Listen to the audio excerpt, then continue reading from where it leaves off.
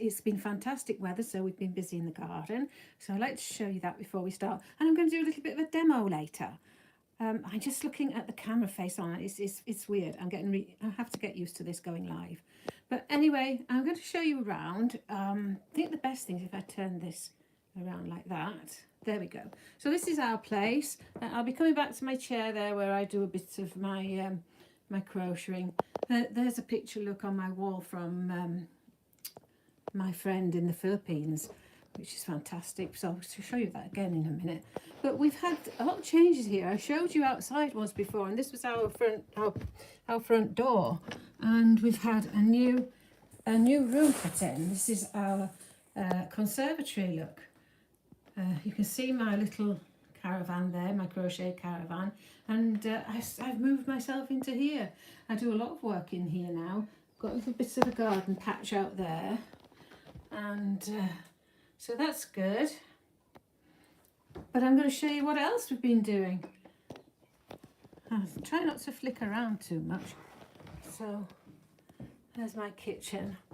We've been here 13 years now, but we've moved into this caravan, static home really. And look, we've had a back door made. So we've put a back door in here. This was a twin room, but now I've got my freezer in here. And out there, look, I've even got crochet in here, look. That's on some boarding there. I put it in front of the freezer to stop it from getting warm when the sun shines in, because the sun on an evening shines really well in here. So this is our back door, and the reason I'm showing you this is because I want to do a sort of before and after thing here. Yeah, I can step outside. I've got a little bit of decking here, look, and we've been putting all sorts of bits and bobs in here. Phil likes his outdoor furniture. I think he's put lots of wheelie things there. There's an old sewing machine treadle table there. Some gates that some friends gave us, which we've moved them actually. Now this area that we're looking at here, there's our solar panels. Huge amount of solar panels there because we're off grid, and the greenhouse there, the big greenhouse. I've been in there tidying it out. It was so overgrown, it was even growing inside. And these are our 2 veg plots, so we've got quite a few veg growing in there. That round one over there, I'm going to put some butternuts in there, so hopefully I'll be able to show you those. But this patch in the middle, which is big piece of comfrey, we haven't got that out because the bees are on it, which is really good. It's good for the bees. So that patch around there, oh, it used to be full of nettles and weeds, and we've just had it dug over. That is going to be my flower garden. So hopefully I'll be able to bring you back again in here at some point and show you how we're getting on. So there, I've got vegetables growing over there. Lots to do because all these plants here, they may be going in the garden as well. So I'm going to take you back in. That piece of lace there is something that I did for my next class that I'm doing. Let me just turn this around and look at me now. There I am. Okay, so I'm going to go and sit down and just do a bit of a demo, because I wanted to show you just how easy it is to get started with crochet. And traditionally, if you pick up a book, any book at all, if you pick a book on how to crochet, then the first thing they're going to show you is how to do a foundation chain row, and then the next thing they're going to show you is how to do a double crochet. And then from the double crochet you'll probably do a little swatch, maybe of a square, and see if you can get the sides straight. And so you learn how to do a double crochet, and then after that you'll learn to do another swatch, and you maybe do then a half treble or treble.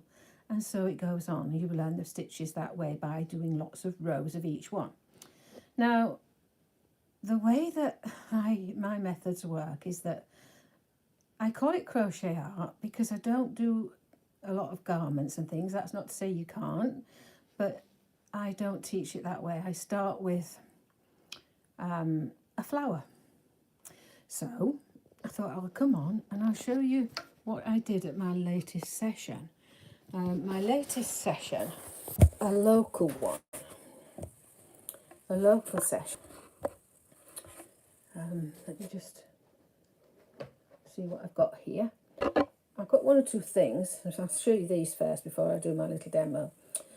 And so I did a session here for local people, and I had a group of 13 people. And that was absolutely amazing because for the first time in a long time, I was able to teach again and just see how things worked. And I have to say, I've posted some things on my Facebook group, which is Crochet Art now. For those of you who don't know, it used to be called Easy Platform Crochet for Beginners. And that's such a mouthful that I've decided lately that I have changed it to Crochet Art. And it's very much crochet art because I want beginners to feel as though they're actually creating something for themselves and becoming designers straight away. And that's how it works. So there's a couple of things here that I've done. Just finished this the other day. Just another, I wanted to see how small I could get this, because when you start doing a face, these eyes, they tend to be really big, and once you get one eye that's big and then another eye that's big, before you know it, you've got a huge face. I mean, the first one I ever did was massive, and I managed to reduce them down in size a bit. So I had to go at doing this one. The hardest part of this is actually doing the eye and getting it quite small, and we'll go into that. If you get in touch with me, if you're having a go at this and you're struggling, then do get back in touch with me. So a little bit of a crazy piece, but just to show that you can do something fairly simple just with a chain and slip stitch. Okay, so I'll put that to one side, and I want to show you two other things, and just to show you how diverse this crochet art can become. A long time ago, I started having a go at seeing if we could do crochet and latch hooking. So this is worked on canvas. You can see the canvas here, and it's a piece I did about 3 or 4 years ago, and it's where this art can actually progress. All these bits here, if you know my YouTube channel, these are the learning bracelets that are in here. Look, you can see the shape of them. They're the leaves, and then we've got the flowers and different experiments. Here we've got, look, something that's got quite bobbly on the end there, and it's all about making it so it's got some, what's the word I'm looking for? Not features. What's the word I'm looking for? Texture. Yeah, I'm getting old. So this is to create the texture, and you can see on here we've got the ordinary latch hooking stitch here that you would do with a latch hook, and of course I use a latch hook all the time. All this has been done with a latch hook, even the crochet has been done with a latch hook. So that's some way that it can go. And then lately I managed to get hold of some sacking. You can perhaps see it here, look, sacking, and this is like it's called Hessian, of course. If you know, and I've been making something out of a piece of Hessian. You need to do, especially if you have a hoop, to do this. And part of this is it's not even attached. Part of this is hand embroidery. Then there's the rug hooking stitch, look, and this one I call my chain back stitch because it's worked in and out from the other side. That's that one there, which is quite nice to do. And here you can make some different textural stitches to make a pattern. This is not quite finished. I'm still in the progress of making this. As you can see, the sunflower here is not quite finished at the top, but I will get round to it as soon as I can and show you how that looks when it's finished. So that's something, if you're into something like that, you need some Hessian that's got quite an open weave here. It's quite an open weave, so it's not a tight piece of Hessian that I've got in there. So that's a little bit about that. And to finish off, funnily enough, this bit of yellow that was hanging around there is what I want to show you.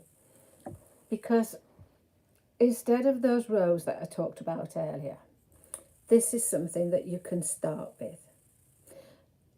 When I did this session, my latest session, they were adults who came to this. I think there was a little girl there, but they were all adults, and most of them were beginners. I think there were 3 who already could crochet, but one of them, Lucy, she could crochet already, and she was excited to come back to all of my sessions that I'm going to be holding in the future. She said, I love this, the way we're doing it. So although she was used to an ordinary traditional hook, at that session she just used the latch hook and she got on with it really well, which I was pleased to know about that, really, that it's not just beginners who can use the latch hook. If you want to do it like I did, many years I was using an ordinary hook, and then when I found that I could use the latch hook to teach it and to do crochet art, then I decided to just use my latch hook all the time. So I'm going to just show you what we did at this session.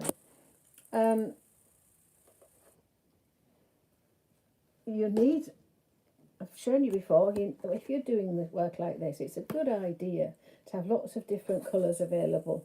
And if you get together with your friends, buy some different colours and then exchange them so you can get yourself a variety of colours like that, which is great to use. So what we did then, total beginners, I didn't show them how to do a slip stitch to start with. Most of them could, a slip knot I mean, most of them could do a slip knot anyway, and those that couldn't, I showed them later on, because it's easier to show them after you've started to chain, because it's really just like doing a chain. So I showed them first of all the group together. I showed them how to, Phil's been shopping, he's just about come in the door. Just get started, and in comes hubby. Oh, he'll notice that I'm on here, so that will be okay. So right, what I did tell the whole group was to hold this at shoulder length, and then I showed them how to yarn over and to pull the end over the end. So that was like that. Here's my hubby. I'm going to show you my hubby. He's, I have to turn this around. Look what he's brought me. Here he is. Happy birthday It's to not you. birthday today. Happy birthday to you. Happy birthday, my dear lovely. Happy birthday to you. There you go, right in the middle of my video. Turn that back to me now. When it was my birthday, I got lots of flowers, and Phil was supposed to he said he was going to get me some flowers on my birthday, and he didn't. So he said now, every time he buys me flowers, he tells me it's my birthday. That's what that was all about. So if you hear noises, it's Phil in there. Right, so where was I? Yeah, okay. You yarn over, pinch the fingers, take the yarn over the end of the hook and bring it back to your busy finger. Yarn over. I'm not showing you this here now, particularly to teach you, but I'm showing you how I got started with my group at the last session that I did.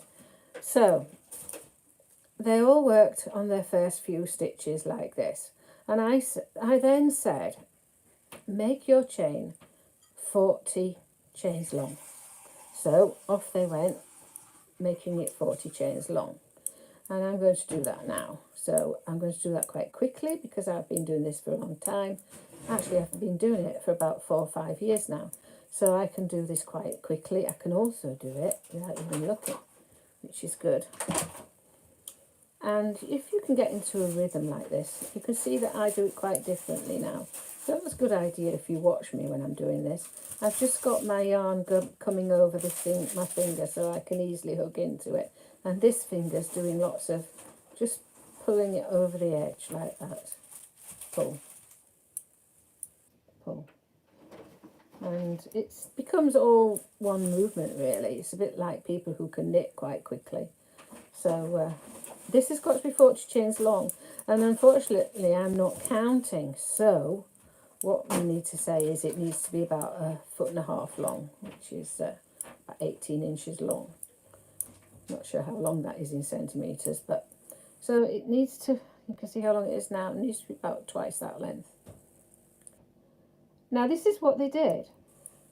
So the first chain they ever made, and most of them, in fact, they all managed to do a chain, and that is by doing it slowly to start with, and getting used to yarning over and pulling it like I am.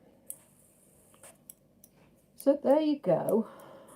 Now the next thing you have to do, and I do emphasize that when you're learning this, that this is the busy finger, and the role of the busy finger is to control that stitch on the hook. If you don't, when you're yarning over, this is going to go like this. It controls that stitch there.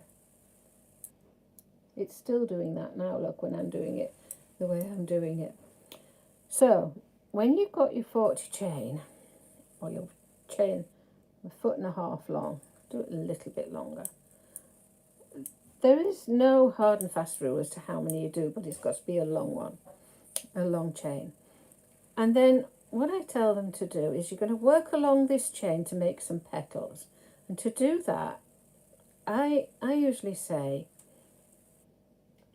hold the loop about there on your hook and measure. I just say the word measure.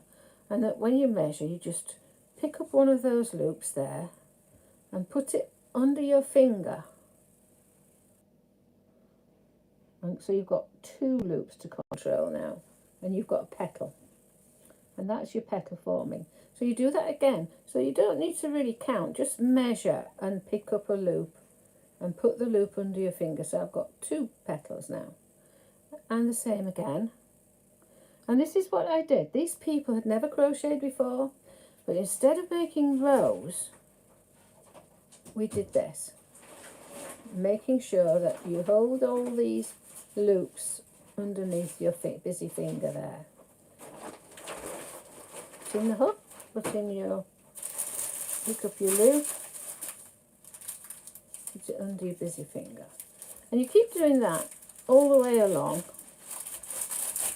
there to make lots of petals. Now I've got to about this much left, and I think that'll make 3 petals. Okay, so I'm not going to make them quite so long. I need to get 3 petals out of that. Got halfway left now. So make 2 petals out of what's left. So there's no counting going on here. That one's quite small at the end, but it doesn't, because I mean leaves, when you have petals on a flower, sometimes some of the petals are small anyway.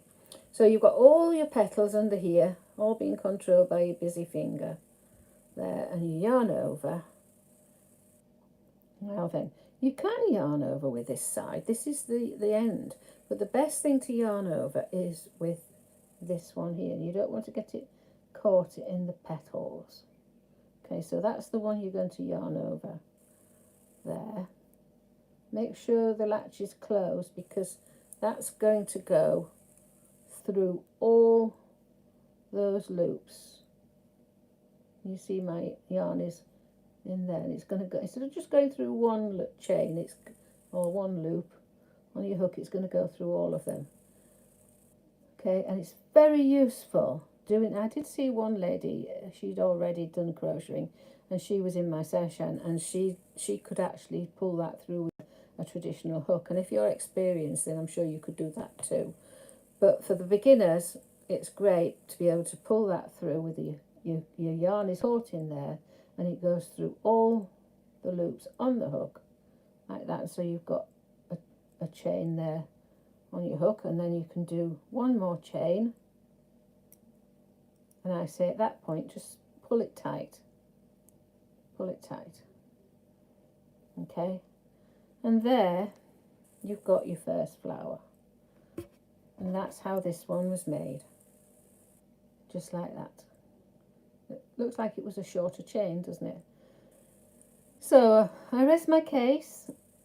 That's a great thing to start with if you're learning to crochet. Use a latch hook and make a flower. And then, of course, you can make flower garlands, you can make flower headbands, And there's all sorts of things that you can use. You can put these, flowers into your work. You can just chain around your work and make a long chain coming off, and then as you build it up, it'll come back to your work there, and you've got a flower, and you can work it as you go. And that's how I do a lot of my little flowers that I make and put them on my faces that I do. So I'm going to make a video now. It's quite a long one, isn't it? So not to worry. But if you're teaching a child and you're having a go and they've never done crochet before, you start doing your first chain, maybe make some bracelets out of your first chain. And once they get used to making a chain, adults, as I say in my class, they all managed it with their very, very first chain, which is quite incredible, really, that they could make a flower there and then. So I'm going to go and say goodbye. Don't forget, there's all sorts of things that you can press now. You can press subscribe, which is little round hearts.